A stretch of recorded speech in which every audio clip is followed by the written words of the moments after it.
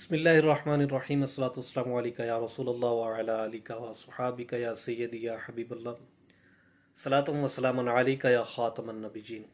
ناظرین محترم، میں ہوں محمد مامون رضا اتاری اور آپ دیکھ رہے ہیں ہمارا یوٹیوب چینل روحانی چینل۔ ناظرین محترم، آج کا جو وظیفہ ہے، جو عمل ہے، وہ آپ نے سب ٹائٹل سے دیکھ لیا ہوگا۔ تو جی ہاں، قرض اتارنے کے حوالے سے آج کا ہم وظیفہ لے کر آپ کی خدمت میں حاضر ہوئے ہیں۔ اس کی ڈیفینیشن کیا ہے، اس کے پیچھے کیا معاملہ ہے، وہ بھی آپ کے گوش گزار کرتا ہوں المختصر۔ زیادہ لمبی چوڑی گفتگو نہیں کرتے ہم انشاءاللہ۔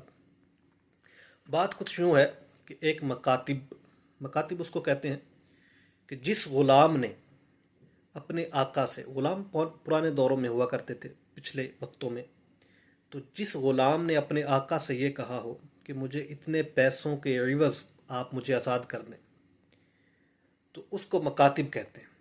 تو ایک غلام نے اپنے آقا سے کچھ پیسوں کے عوض اپنے آپ کی آزادی مانگی، تو جب آزادی مانگی تو وہ پیسے نہ دے سکا۔ جب پیسے نہ دے سکا تو حضرت مولا علی رضی اللہ تعالیٰ عنہ کی خدمت میں حاضر ہوا اور آ کر عرض کرنے لگا کہ میں نے اپنے آقا سے یہ بات کی تھی کہ میں آپ کو اتنے پیسے دے دیتا ہوں، اتنے درم و دینار دے دیتا ہوں، تو آپ مجھے آزاد کر دیں۔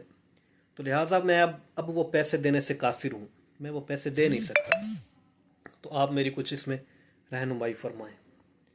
تو مولا علی رضی اللہ تعالیٰ عنہ نے اس غلام سے فرمایا کہ میں آپ کو ایک ایسا وظیفہ بتاتا ہوں کہ جو مجھے پیارے آقا مدینے والے مصطفیٰ صلی اللہ تعالیٰ علیہ وسلم نے ارشاد فرمایا، اور آپ صلی اللہ تعالیٰ علیہ وسلم نے ساتھ میں یہ بھی ارشاد فرمایا ہے کہ اس کو بکثرت پڑھنے سے اگر پہاڑ کی مثل، جبل کی مثل بھی آپ پر قرضہ ہوگا تو وہ قرضہ آپ کا جو ہے وہ اللہ تبارک و تعالیٰ ادا کر دے گا۔ تو جی ہاں ناظرین محترم، یہی وظیفہ لے کر ہم آپ کی خدمت میں حاضر ہوئے ہیں۔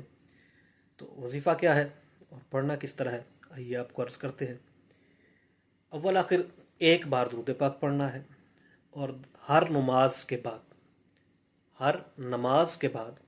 11 بار پڑھنا ہے اللہم اکفنی بحلالک عن حرامک واغننی بفضلک عمن سواک۔ اس کو انشاءاللہ ویڈیو کے لاسٹ میں انشاءاللہ مینشن بھی کر دیتا ہوں۔ یہ پڑھنا ہے ہر نماز کے بعد 11 بار، اور صبح و شام اس عمل کو، اس وظیفے کو 100 بار کرنا ہے، 100 بار پڑھنا ہے، اور اول آخر ایک بار درود پاک۔ اس کے شروع میں بھی ایک بار درود پاک اور لاسٹ پہ بھی ایک بار درود پاک۔ درود پاک کوئی سا بھی پڑھ سکتے ہیں، درود ابراہیمی پڑھ لیں، صلاۃ والسلام علیکہ یا رسول اللہ یہ پڑھ لیں، یا کوئی سا بھی درود پاک جو آپ کو آسانی سے یاد ہو وہ درود پاک پڑھ لیں۔ تو انشاءاللہ اس عمل کو کرنے سے اگر قرضہ ہوگا تو اس قرضے کی ادائیگی جو ہے وہ جلد ہو جائے گی۔